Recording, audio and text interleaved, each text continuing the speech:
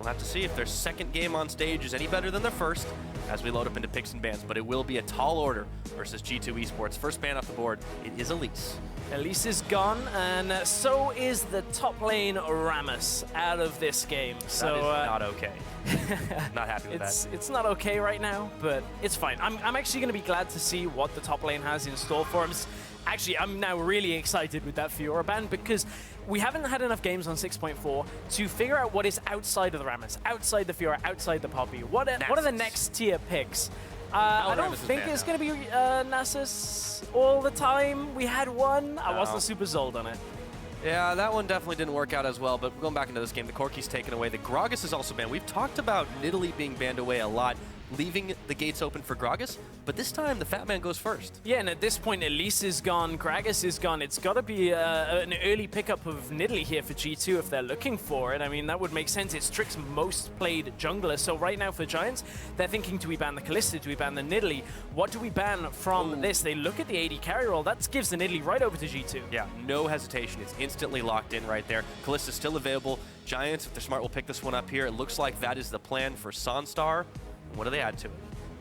Well, I'm looking at Emperor's champion pool, and I'm looking, is he the kind of player that's going to pick up Jhin? And this is the first time I've really realized he has Lucian, Kalista, Ezreal, and that is it. Lucian is gone. They haven't been banning against him that much this Exactly, game. But now Kalista is gone. Does he opt for the Ezreal and play a little bit later into the game? The Sivir is now available as a pickup here as we're on 6.4.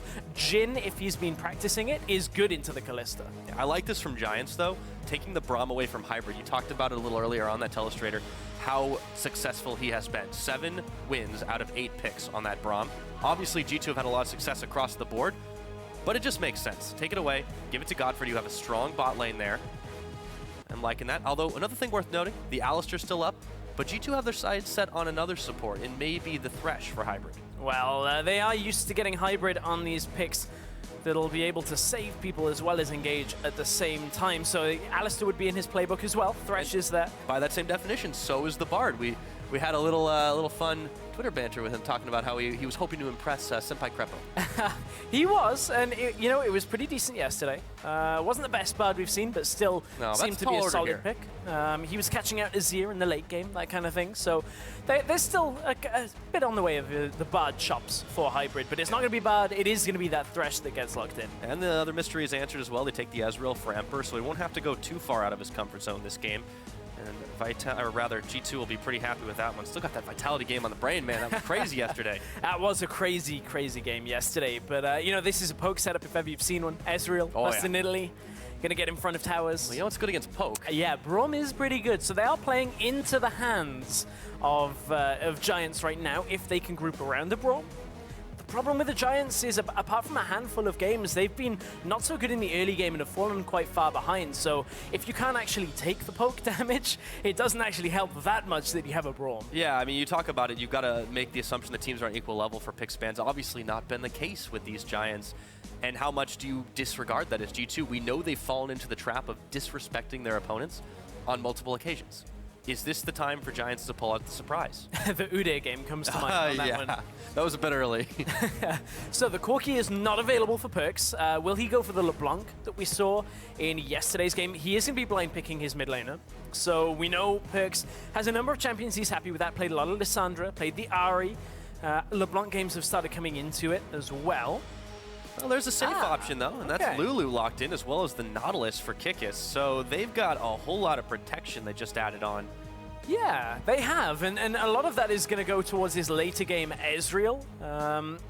It does mean that G2 could be caught in situations in earlier into the game where if Giants have a high damage mid laner, somebody like a LeBlanc, that kind of thing, you might be able to pick off a squishy target, not necessarily the Lulu, because that is a difficult one for a LeBlanc. You just ult yourself and you walk away.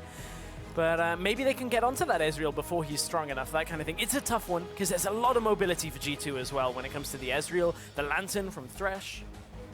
If you're Peppy here, he has definitely had some rough games this split, no denying it. What does he take here? He's one of the few that has played Azir. He's obviously not going to try to out-kill the Lulu. It's very hard to get that one, but how do you combo up with this team? Is the Azir the answer? Well, Azir was banned against Giants yesterday from Fnatic, so clearly Peppy must have been playing a whole bunch of Azir. We are on 6.4 with a hotfix, where Azir's soldiers with Furor of Battle does not apply on the auto attacks there from the soldiers. So there's bugs on the bird. It's tricky kit, man. Tricky kit, hard. you gotta get it. But there are those new adjustments where you can do fancy things. We saw yesterday Nuke Duck bring out the Azir in a losing effort. Didn't really get to the point where he had massive damage to chunk through tanks like a Nautilus. Just wanted to keep the theme, go full Shurima if he can. But Peppy, yeah, you know, this is a specialty of his. He has been one of the few not afraid to dip into those pocket picks, and we'll see if it comes in handy for them. They've got a pretty solid front line to keep the Azir and the Kalista well protected, see if it's enough to deal with G2 Esports. It was always going to be a tough ask to face down a team with 12 wins and only 3 losses when you're looking at the opposite. Yeah, this is, I mean, it's not necessarily do or die for Giants. Somewhat of the pressure is off them because, well, they can't make playoffs anymore. It's all about the seeding now for the promotion tournament. So it is still a work in progress for these two, for the Giants at least. New players, they need some time to breathe. Oh, yes, indeed. Now, if you think Giants can pull off this win, go ahead and hit us up at LL Esports, hashtag GIA win. Or if you think G2, the favorites, are going to walk away with another win on the board, hashtag G2 win. And we are getting ready to see who will take the win to start this one off. Day number 2 here in Week 8 kicks off in Europe with G2 Esports and Giants Gaming to try and see if these two face down for what may be the last time this split. Looks like it'll be the case. Let's take a look. Everybody is hyped to kick this one off. And let's just get into the action right away. No more mincing words on the board between these two. I'm looking forward to seeing another game out from the Giants with their new lineup. You look down the list, last year about this time was the time that Wisdom, he was getting a good number of games playing the Lee Sin when he was on IM, so played 6 games. Only won 2 though, so that's an old set of statistics. It's a somewhat comfortable champion for him. Let's see if it can lead Giants to a win. He's up against Trick, who has been doing a phenomenal job in the jungle of taking out people early game, and they already get the ward. They get it, Pyra. Hey man, that's 1 CS for Trick. He's already on ahead of the game, and G2 really want to get this early pick on, but Emperor is the one who takes some damage. Sonic Wave connected from Wisdom. We'll turn the spear on, but the Sand Soldiers are already coming up. Giants say this is our jungle, but they forgot to account for Kickus. How can you miss a Nautilus? As the ward goes in the top, they've got their job done. Now, it's been pretty sneaky pathing from the Nautilus, even managing to get all the way through. As confident as Kickus is here, he just recalls out in the bush and says, okay, well, we got the deep vision. It's fine, man. Perks is doing Wisdom! Ooh, wow. Oh, I'll call that luck more than wisdom. Not so much damage early on, but Trick thought he had the snipe.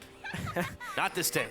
Man, that was closer than Wisdom would have liked to have had that. And that's actually a massive factor here because the timing on the actual recall for Wisdom was at 1:30. He started to finish the recall and he now has to back away. The camps have spawned. He's only at his Nexus here. So if, and it does seem we're in a lane swap right now, if this ends up in this situation, the push is going to be heavily delayed when they want to bring the jungler across as well.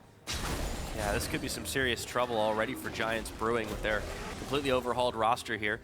So the dual lane, having spotted the lane swap, move down a little bit later towards the bottom side. And that's a little bit of forgiveness towards the Giants.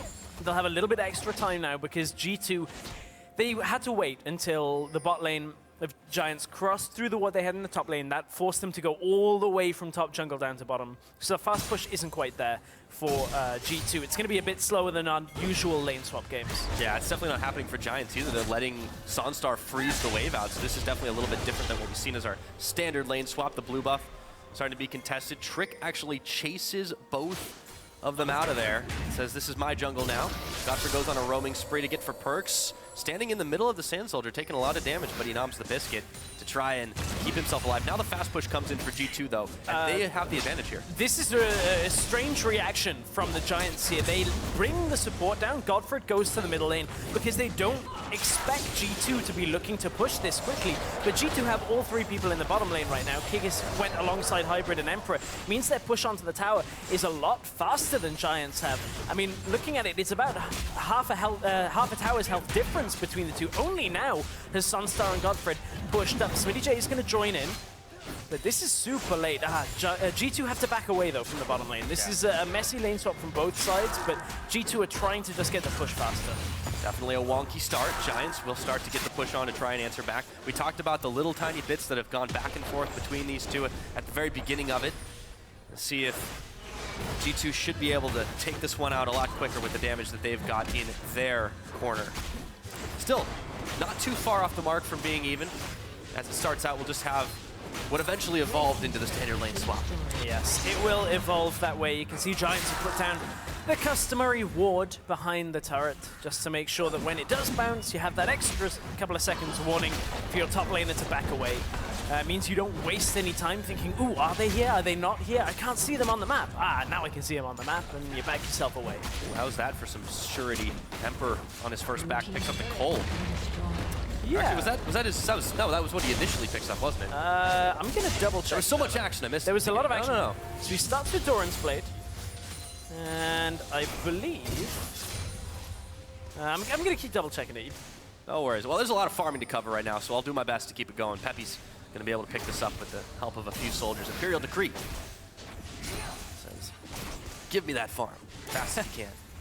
But everything's going to start resetting. Obviously, you see the duo lanes kind of moving back down to their respective places after the towers had already fallen. The gold difference is fairly negligible because of all of that as well. So it's really a key to trying to get your, for G2, AD carry to the later game stages. Obviously, this is great for the Ezreal because he doesn't have any pressure early on. Exactly, and interestingly enough, I went back and double-checked it because I was doing the maths in my head. I'm like, Cull plus Sapphire Crystal plus potions. He probably had enough for a tier, and he did. So he actually opts for the mana and the Cull, just wants that stacking to get the gold faster, to get the items. Rather than the stacking of the tier, you know that's going to stack up fairly quickly anyway. You know there's going to be a point where it's at 750 for a very long time before you can actually complete everything and turn it into the Muramana. So I don't mind that from the Ezreal. Yeah, maybe he didn't feel like crying. Oh dear, that's gonna make me cry. If you keep doing those, I'm gonna... I got one, and the Rift Herald, they got one as well. Trick's gonna pick that one up, so he'll be able to fast push a little bit as well. We've seen this as being the signature European thing now. When we saw the teams clash at IEM Katowice, the different regions, it has been a much more prioritized buff when it's not very contested, which is most of the time. Yeah, it's that phase in the lane swap where you've taken the towers and you were on the top side, so let's just take it because we're here and we can do it.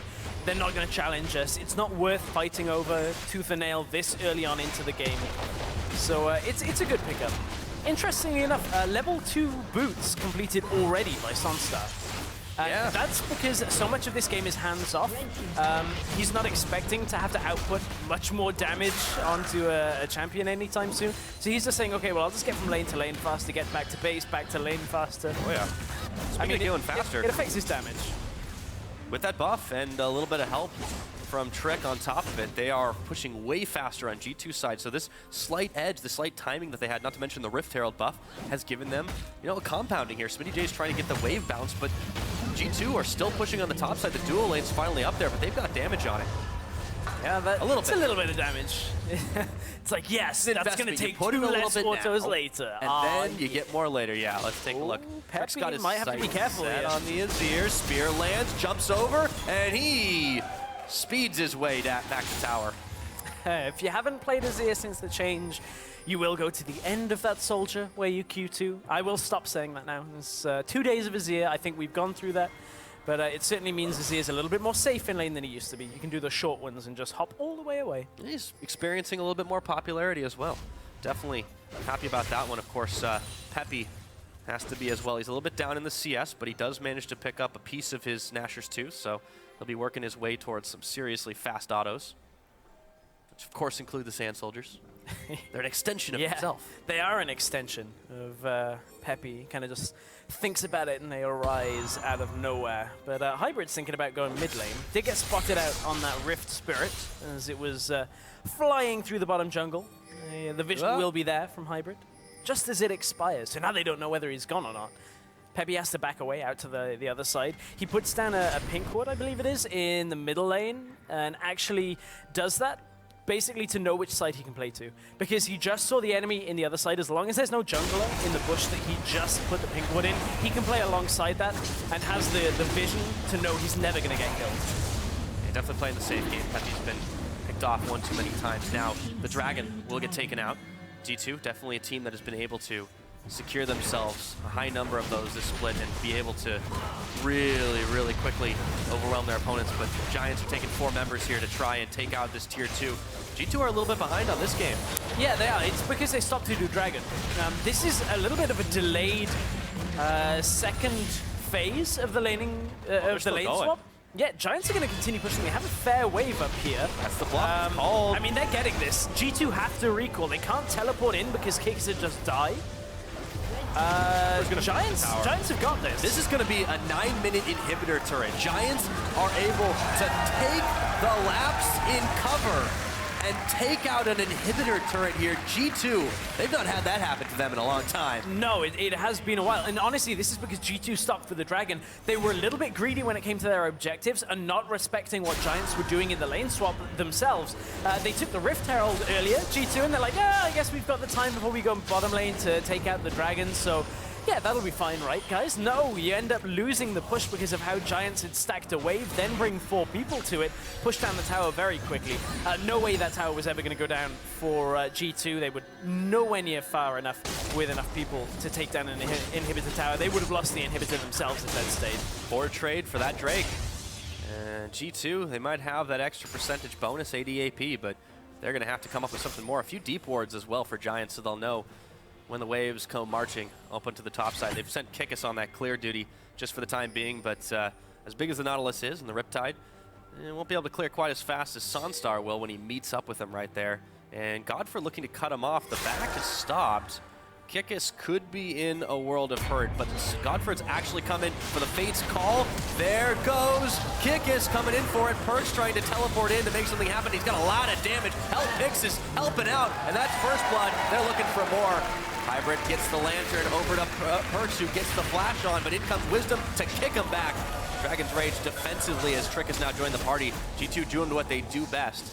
Action on the map. Perks flashed to try and get the Glitter Lance to hit the Braum there, just didn't line up, went wildly off in a different direction. Hybrid baited out the flash from Godford first though by flashing, and typically you'd think, oh well, the hook's coming right away, I've got to flash the hook.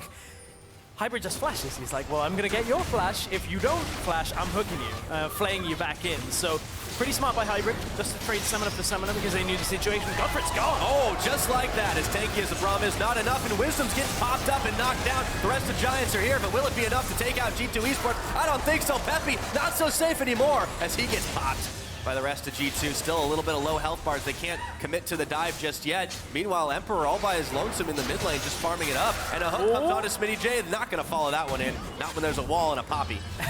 yeah, they don't want to go into that position, but all of that was with Emperor in the middle lane as well. Just pushing up, casually pushing the mid lane, trying to get it into the tower. So G2 with a good series of events. I believe Sunstar only just joined the fight towards the end of it. He was still respawning from the previous fight and didn't have his ultimate Let's take a look available. at it, how it all started. This was the initial trade. Kigis is talking to Perks here and says, well, just come into the lane for me. Godford didn't use the follow-up from the Callista ult to actually engage here, and Hybrid was already on his way. There's the flash for Flash. At this point, Hybrid is just trying to wait till they're in range and didn't quite get it. Good kick from Wisdom to keep them alive, but from here, Giants, they try and defend their turret. And you gotta respect the double hook comp here, because I can't remember who it is, but somebody just gets hooked right out of middle lane. Well, Peppy's here, and he Peppy takes the run, and then he TP's up behind. around to the backside. He thinks he's safe, right? But then all of a sudden, Godford's gone. Yeah. Godfrey gets hooked in by the Nautilus. Peppy's here, but it's not in time. And it's kind of like a 2v3 and then a 3v3 from the Giants. Peppy doesn't have the damage this early on. The moment Peppy goes in, he realizes it's a mistake. Tries to flash, tries to get to his tower, but then he just gets popped on the head. True Shot Barrage comes in to clear that wave. Let's take a look as the action's still happening. Kickus has burned his flash to try and get away. Now he turns back around over to Wisdom, gets kicked back. Have to respect the damage and the threat of multiple members being there. Now the mid tower should go down. Peppy trying to clear, but with those Herald and Power minions, not going to be enough. Peppy zooms out to freedom once again, but he's been on the back foot the rest of this game so far. 30 minutes on the clock, 4 kills in G2's pocket. They're looking to add even more to that. They have a 4K gold lead. And this is a fairly big problem for Giants right now, with G2 looking to constantly go aggressive with this kind of siege poke composition. Giants don't really have the reliable wave clip. They have an Azir who needs time to attack down the minions. Those soldiers need multiple attacks, and he's not got enough damage this early. Oh, hello. That was a useful flash. As he hops back over to Godfrey. Still, this tower's already gone. You know, the Blitzcrank is something that you have to expect from G2. Giants saw this coming a mile away, not just from the team comp, but with the way that G2 has played most of this split out. If you see it coming and you can't do anything about it at this point, not a lot of hope. I mean, Giants, in this game, they showed us that at least they still have the ability to read in the early game what G2 were trying to do with the way they took the Dragon there. I mean, it's not the most difficult read that you can push, but still at least Giants showed us that. The problem is, that was kind of, I don't know, I don't want to say a fluke, because I think that doesn't really give Giants the credit for actually noticing the area, but that was G2's mistake that Giants punished. And G2 have made very few since. They let the inhibitor tower go down. Don't lose the inhibitor, it's far too early for it. And now Giants are in a situation where they're hemorrhaging towers on the map. Yes, they're not as critical the later this game goes as an inhibitor tower, but the inhibitor towers are going to come up pretty quickly for G2. That's going to be their next couple the ones of that are left, right? Yeah, that's, well, what I mean for G2 is that their focus is going to switch very quickly to the enemy inhibitor towers, and then you can never really capitalize on having an exposed inhibitor if you're the Giants now. Well, they did it in the very long lane on the top side too, where G2 have typically held quite a lot of presence. It was only that lapse that really enabled Giants to push it down. And they weren't even able to get the Dragon after they decided to try and start it, although there was a lot of vision for G2 with their territory. So with Trick and Hybrid, that will be Drake #2 going uncontested over to G2 Esports. And now there are 3 Giants up in the top side to try and clear these waves away, keep it pushed out in their favor. They've still got an outer, or an inner rather, up there. And that's the last place the Giants have one of those on the map. So you're right about them losing towers quite quickly. Emperor is collecting like trading cards, items right now. He's building up. He's got like a Sheen, plus a Tier, plus a pickaxe, and a build draw. He's like, I don't know what I want really first. I'm just gonna... No, I got it. This is what it makes. He makes a massive power spike all at once.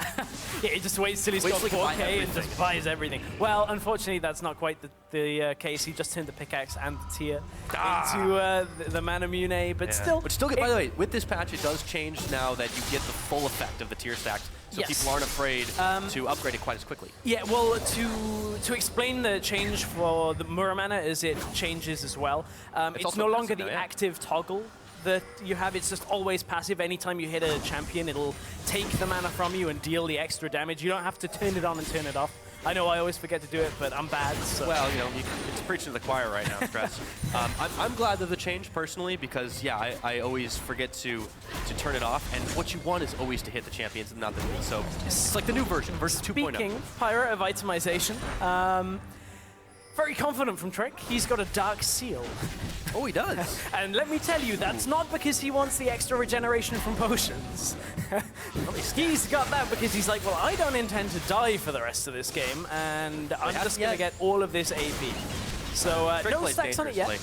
Yesterday we saw one on Janna in the Vitality game. Didn't really go so well for, I think it was Kasing's Janna, but we'll see if Trick, he's been having a lot of these early game aggressive trades, so if he does get a kill or two, that very quickly becomes a very strong item if you can stack it up. Another Rift Herald started by G2. They've gotten 2 this game. This would be the last available. Giants might want to try to fight for this, actually. Not so common that you see the Rift Herald being fought over, but they do stop it. Now there's a teleport coming in from the backside, a teleport coming in, another one from the backside, but the fight has already started as Kikis gets knocked up by the Bramble. Trick takes out Peppy, but he's trapped in the Emperor's Divide, just having a laugh of it all. And the Poppy changes her mind. Smitty realizes that might not be the best place to go, burns his flash to get out of town, and he slams the hammer down to try and pick him back, but the depth charge knocks him back up. Godfrey trying to get the save off. Smitty already low, True Shot Barrage, completely whiffed, but Emperor doesn't care. Nautilus Hook comes in, Godfrey bleeding out at this point, and they are just going all for it. Wild Growth to knock him up. Kikis gets the kill. They pull in Wisdom. He's going to have to safeguard away. Giants getting run down into their own base. And it's G2 starting another fight. This is what we've come to expect from this G2 Esports team. It's like if they can ever see an opening to fight and it even remotely makes sense to them, they're like, let's just go, guys. TP, their numbers are going to be in our favor because this Poppy hasn't TP'd in time either. So let's get in there, get the fight, and we blow up heavy before it even begins. I mean, Trick, He got enough stacks off that fight himself, got 3, and now they're looking for the Rift Herald as well on top of that. So another good fight for G2. Giants, they've got a composition where a lot of their damage from their mid laner should be coming from later into the game, and they just don't have that time. This is the opening. Hybrid couldn't find the hook for himself, but Kikis sucks in 3 people here. He absorbs the damage from 3 and just hits people a couple of times, gets that staggering blows, and is like, okay, well, my job's done in this fight. Yeah. Well, and first, the rest of them had so much damage to take out Peppy really quick. Barely enough time to get the Emperor's Divide off, and just sat there laughing after the fact. I was so hoping that Hybrid could follow up on the Poppy ult as Thresh there. Yeah. I'd have to ask Krepo about this, whether there is that small timing window, but it's one of those abilities that if you've ever seen a Nautilus hook at the right time hit a Poppy as she ults him away. They had one on, I think it was NA Challenger, and Cyrene just burst out laughing. I was laughing for a good like 10 minutes after seeing it. I hope we get that interaction, but I haven't seen it in pro play since. Because I haven't seen it. Yeah, it's good. It's good. Like very rarely do you get those good ones. I do remember back in the day though, I was playing Tristana, and it was the same thing with Thresh. You try to leap and you just get goinked back. Because it's a dash, it's not actually a jump. Yeah, it's the fastest I've ever seen a Nautilus move, though. Oh, that's, yeah, I can't wait to see that one if it happens. Oh, okay, and just a flash. Or okay, that was that Emperor's Device. Ooh, okay, be careful there. He's got a beat on him, though. Yeah, the beat's on him. I was like, Caitlyn's in this game. No, that's just one of those visual things that with the spectator on Azir's turret, we'll follow him around for a while. Speaking of following, Peppy gets knocked in, and the depth charge is up. Kikis gets pulled right back on in, and the inhibitor is open just like that. It is just under 20 minutes. G2 are starting to break the base open of Giants. Look like they haven't got a prayer in this one to try and stay alive. Kick back, no. Wisdom gets it on a first. Can they polish him off before it's done? Not quite yet. He's still hanging in there. Finally falls down, but Trick has already picked up a killing spree for himself. Now Smitty holding the line between 3, but a double kill comes in for Trick. Looking for more onto Sunstar. That's a whole heaping helping of damage, and now Kikis will knock him with the anchor, but Emperor gets the kill credit. Chasing Godford around. He's the last man standing here. Not able to do much more. He might go down. He is.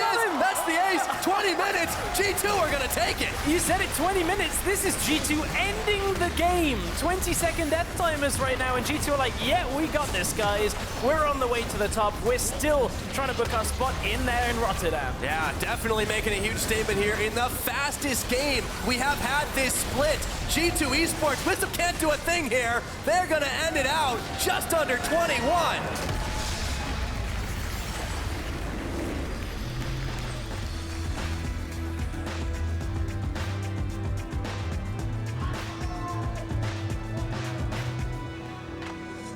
Come a long way from 50, 60-minute games. We're back at the beginning of the Short split. way, actually. We're at the beginning of the split, week 1, where we were like, oh, average game time's like 26 minutes. Great. Yeah.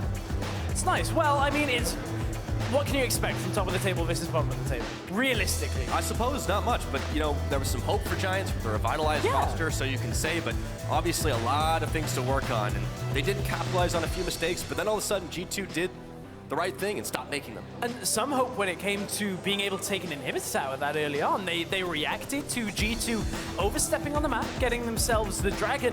Problem is, G2 was so far ahead as it was that Giants could never utilize that. They couldn't step back out onto the map and actually look to push any objectives. They were just continually getting pushed in. And honestly, there wasn't too much that the Giants could have done from that.